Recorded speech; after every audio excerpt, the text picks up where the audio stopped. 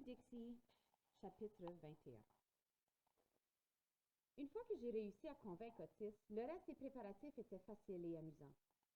Gloria et moi avons décidé que la fête aura lieu le soir, lorsqu'il ferait plus frais.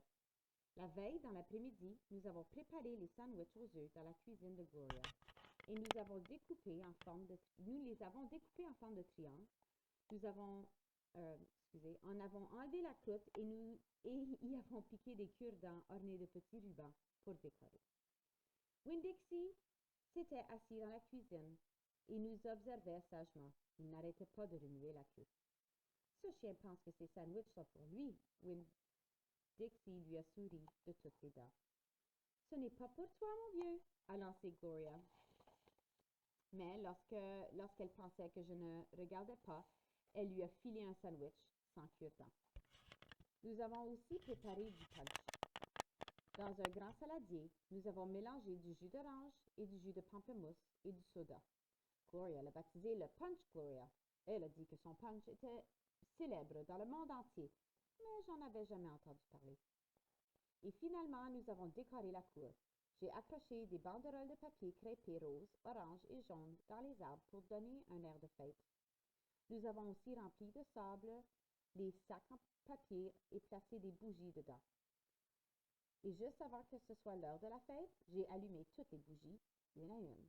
La cour de Gloria s'est aussitôt transformée en pays des merveilles. Très bien, a déclaré Gloria. Même quelqu'un qui n'a pas de bons yeux peut voir que c'est beau. C'était effectivement très beau. Si beau que j'en avais le cœur chaviré, comme prêt à exploser. À cet instant, je souhaitais désespérément savoir où se trouvait maman pour qu'elle puisse elle aussi assister à la fête. Mademoiselle Franny a été la première à se présenter. Elle portait une jolie robe verte toute brillante, ainsi que des chaussures à talons hauts qui la faisaient se dandiner lorsqu'elle marchait. Même lorsqu'elle était immobile, on aurait dit qu'elle oscillait légèrement, comme si elle se trouvait sur le pont d'un bateau bercé par les vagues. Elle avait apporté un grand saladier en verre plein de pastilles Litmus. J'ai apporté quelques friandises pour après le repas. Oh, merci, lui ai-je dit, avant de poser le saladier sur la table à côté des sandwichs et du punch. J'ai ensuite présenté Mademoiselle Franny à Gloria. Elles se sont serrées la main et ont échangé des politesses. Puis Sweetie Pie Thomas est arrivée avec sa mère. Elle avait apporté une grosse pile de photos de chiens qu'elle avait découpées dans les magazines. C'est à cause du thème, a-t-elle dit. Tu peux aussi les accrocher pour décorer. J'ai apporté du ruban adhésif pour les accrocher. Elle s'est mise à coller des photos de chiens aux arbres, aux chaises et à la table. Elle n'a pas cessé de parler de la fête toute la journée, a dit sa mère. Pouvez-vous la raccompagner lorsque la fête sera finie? J'ai promis de le faire, puis j'ai présenté Sweetie Pie Thomas à Mademoiselle Franny et à Gloria. Juste après, le pasteur est apparu. Il portait un veston et une cravate qui lui donnaient un air sérieux. Il a serré la main de Gloria et de Mademoiselle Franny en disant qu'il était ravi de faire leur connaissance et qu'il avait beaucoup entendu parler d'elle. Il a donné une petite tape sur la tête de Sweetie Pie Thomas, en ajoutant qu'il était content de la voir en dehors de l'église.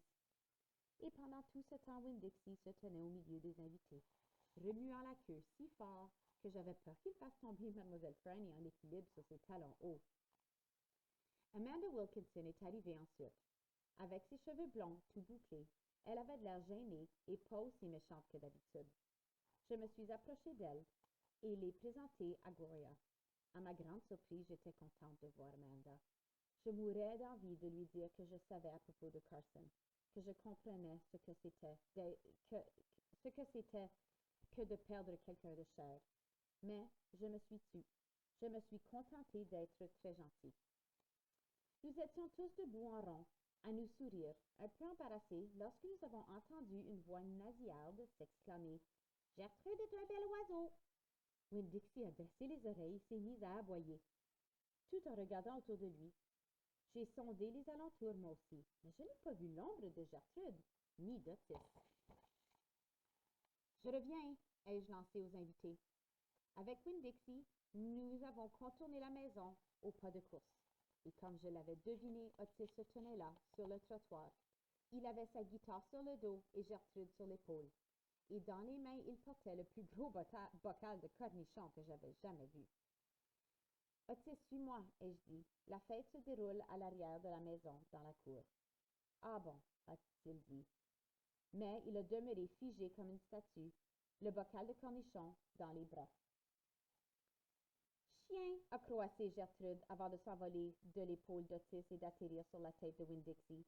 Tout va bien aller, Otis. Il y a juste quelques personnes, vraiment pas grand monde.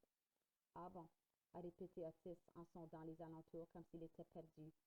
J'ai apporté des cornichons, a-t-il ajouté en levant le bocal de cornichons. J'ai remarqué, a-t-il dit. C'est exactement ce qu'il nous fallait. Ils iront très bien avec les sandwichs aux œufs. Je lui parlais très doucement et très bas, comme s'il était un animal sauvage que j'essayais d'apprivoiser avec de la nourriture dans la main. Il a avancé d'un pas. Allez, viens, ai-je murmuré. J'ai commencé à marcher, suivi de Winn-Dixie, et lorsque je me suis retournée, j'ai vu qu'Otis me suivait aussi.